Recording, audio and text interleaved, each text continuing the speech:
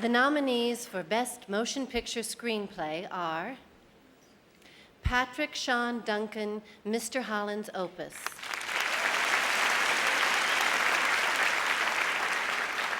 Scott Frank, Get Shorty.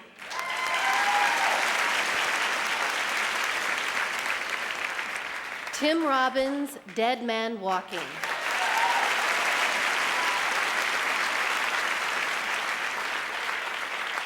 Aaron Sorkin, The American President.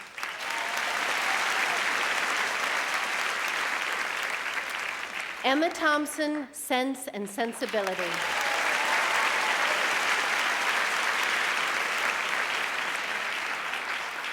Randall Wallace, Braveheart. And the winner is Emma Thompson, Sense and Sensibility.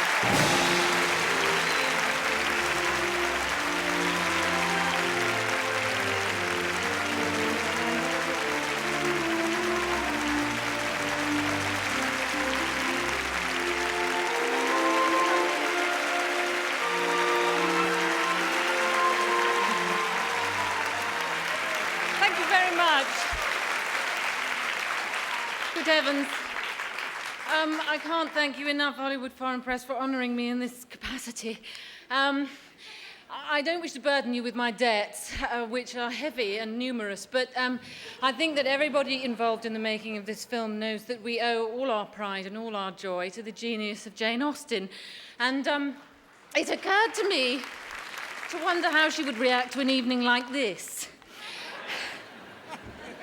This is what I came up with. 4 a.m., having just returned from an evening at the Golden Spheres, which, despite the inconveniences of heat, noise, and overcrowding, was not without its pleasures. Thankfully, there were no dogs and no children. The gowns were middling. There was a good deal of shouting and behaviour verging on the profligate. However, people were very free with their compliments, and I made several new acquaintances. Miss Lindsay Duran of Mirage, wherever that might be, who is largely responsible for my presence here, an enchanting companion about whom too much good cannot be said.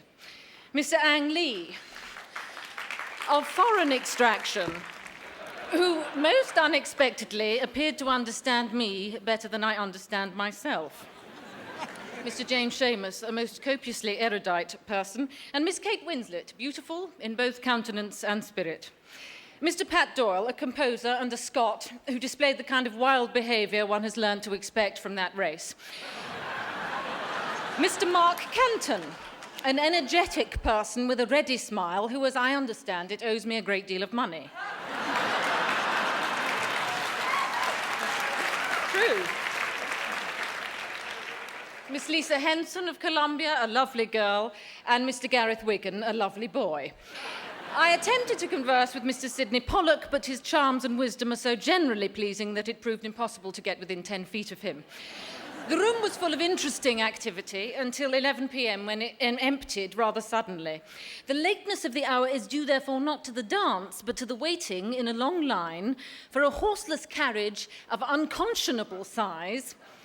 The modern world has clearly done nothing for transport. P.S. managed to avoid the Whedon, Emily Tompkinson, who has purloined my creation and added things of her own. Nefarious creature. Thank you.